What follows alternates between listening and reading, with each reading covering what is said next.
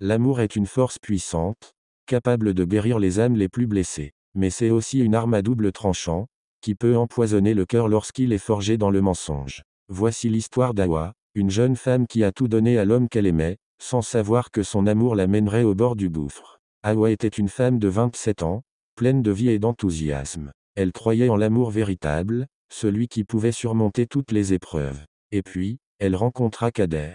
Il était tout ce qu'elle avait toujours recherché chez un homme, charmant, attentionné, et avec un sourire qui faisait fondre son cœur. Leur première rencontre fut comme un rêve. Ils s'étaient croisés par hasard dans un café en plein air, et ce qui avait commencé par un simple échange de regards était rapidement devenu une conversation animée, pleine de rires et de promesses. Je savais dès cet instant que tu étais différent, disait souvent Hawa à Kader.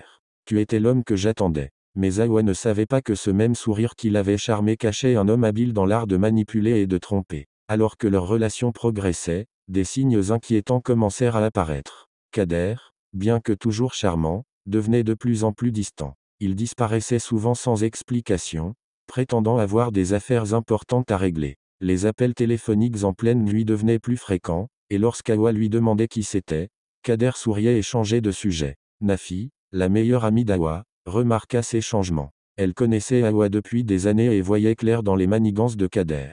Hawa, je crois que Kader te cache quelque chose, dit-elle un jour, alors qu'elle se promenait dans un parc. Hawa, cependant, refusait d'écouter. Elle était amoureuse, aveuglée par ses sentiments. Tu te fais des idées, Nafi. Kader m'aime. Il ne me ferait jamais de mal. Mais l'amour est parfois si aveugle qu'il ne voit pas la tempête qui approche. La relation entre Hawa et Kader continuait, mais les doutes de Nafi grandissaient. Un soir, après avoir suivi son instinct, Nafi décida de confronter Kader.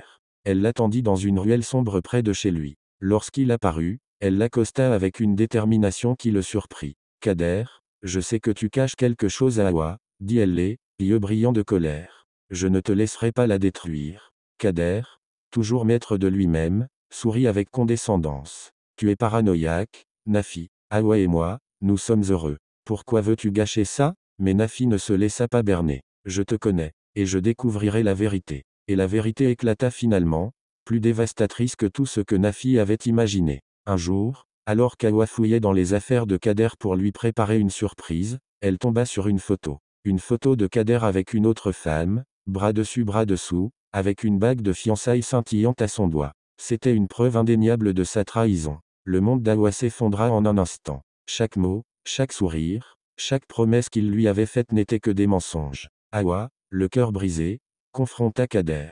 Il tenta de minimiser les choses, de manipuler encore une fois la situation. C'est une vieille histoire, Hawa, je ne l'aime plus, c'est toi que je veux. Mais Hawa avait enfin ouvert les yeux. Ne me mens plus, Kader.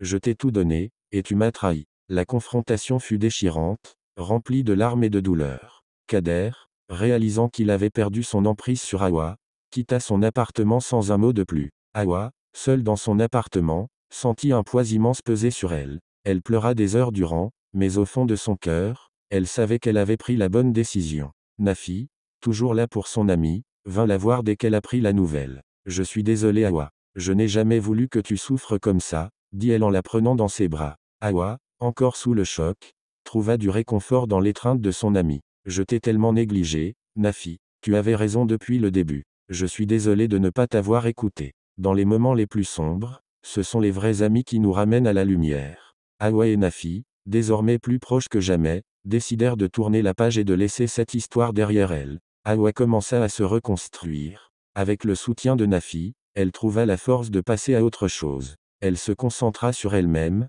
ses passions, et ses rêves. Même si la trahison de Kader avait laissé des cicatrices profondes, elle savait qu'elle méritait mieux. Parfois, il faut toucher le fond pour se relever plus fort. Hawa avait appris une leçon amère sur l'amour, mais elle avait aussi découvert la valeur inestimable de l'amitié et de la vérité.